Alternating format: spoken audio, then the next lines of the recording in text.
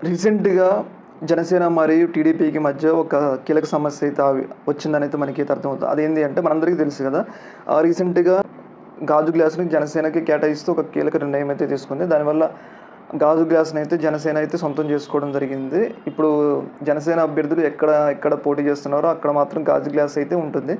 కాకపోతే ఇక్కడొచ్చిన సమస్య ఏంది అంటే కొందరు అభ్యర్థులు ఉంటారు కదా! ఇండిపెండెంట్ అభ్యర్థులు, రెబెల్ అభ్యర్థులు ఉంటారు కదా! ఈ యొక్క ఇండిపెండెంట్‌ల అభ్యర్థులు మరియు రెబెల్ అభ్యర్థులు అటు టీడీపీకి వ్యతిరేకంగా, కొన్ని పార్టీలకు వ్యతిరేకంగా వాళ్ళ స్వతంత్రంగా పోటీ చేస్తున్నారు. వాళ్ళకి స్వతంత్రంగా పోటీ చేసే వాళ్ళకి కూడా కొన్ని నియోజకవర్గాల్లో జనసేనకి మినహాయించి కొన్ని నియోజకవర్గాల్లో వాళ్ళకి కూడా గాజు గ్లాస్ కేటాయించడం జరిగింది.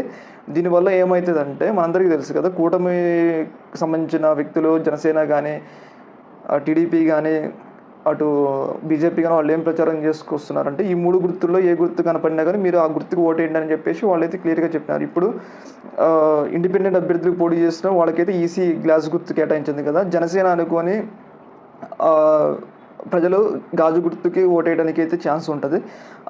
దీనివల్ల ఏం జరిగిద్దంటే అక్కడ టీడీపీ అభ్యర్థులు నిలబడతారు కదా! టీడీపీ గానీ, బీజేపీ అభ్యర్థులు నిలబడిన తర్వాత జనసేన కూడా మన గుర్తే అని చెప్పేసి ప్రజలైతే ఆ గుర్తుకి ఓటేయటం వల్ల టీడీపీ అభ్యర్థులకు మరియు అటు బీజేపీ అభ్యర్థులకైతే తీవ్ర నష్టం కలిగిద్దనైతే మనకైతే క్లియర్‌గా అర్థమవుతుంది. ఎందుకంటే వాళ్ళు ప్రచారం చేసే పవన్ కళ్యాణ్ సినిమాలో కూడా ఏమని ప్రచారం చేశారంటే గాజు గుర్తు అని చెప్పేసి ప్రజలు కూడా దానికి అట్రాక్ట్ అవుతారు.